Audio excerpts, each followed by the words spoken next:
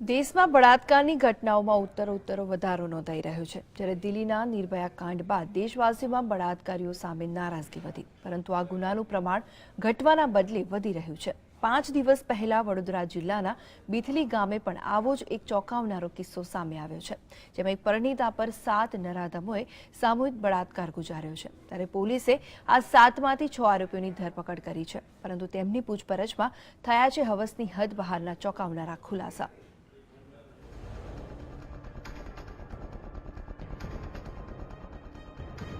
गत शनिवार ने 17 जान्युआरी रात्रे सिनोर तालुकाना बीथली गामे एक पिशाची घटना बनी, जेमां 7 नराधमोए एक परिणीता पर उतारी पोतानी हवस।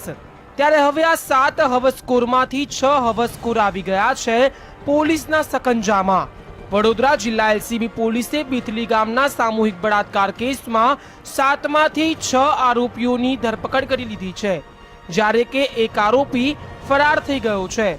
પોલીસની ગિરફ્તમાં આવેલા નરાધમો બની ગયા છે પોપટ।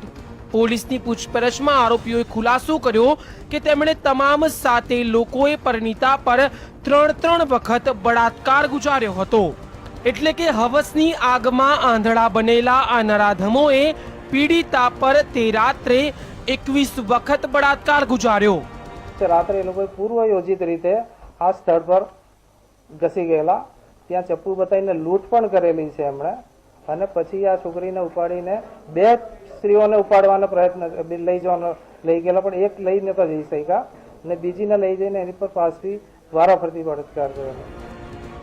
પોલીસ પૂછપરછમાં હવસખોર ગેંગ વિશે અન્ય પણ ચોંકાવનારા ખુલાસા થયા છે। આ નરાધમોએ માત્ર બીથલી ગામે જ પરિણીતાને શિકાર નથી બનાવી, આ પહેલા તેમણે શિનોર પંથકની એકલ દોકલ મહિલાઓને પણ નિશાન બનાવી હતી, પરંતુ કેટલીક મહિલાઓ સમાજમાં બદનામીના ડરથી પોલીસ ફરિયાદ ન કરતા આ બળાત્કારીઓ બેફામ બની બળાત્કારની ઘટનાઓને અંજામ આપવા लाग्યા।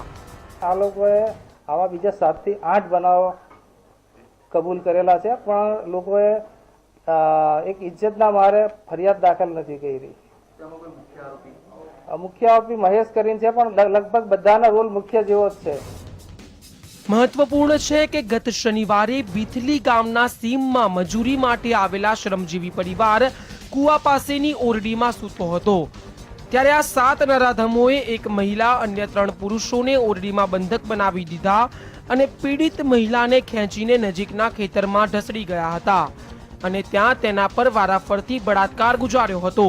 પોલીસે એક નાસ્તા ફરતા આરોપીની શોધખોળ શરૂ કરી છે।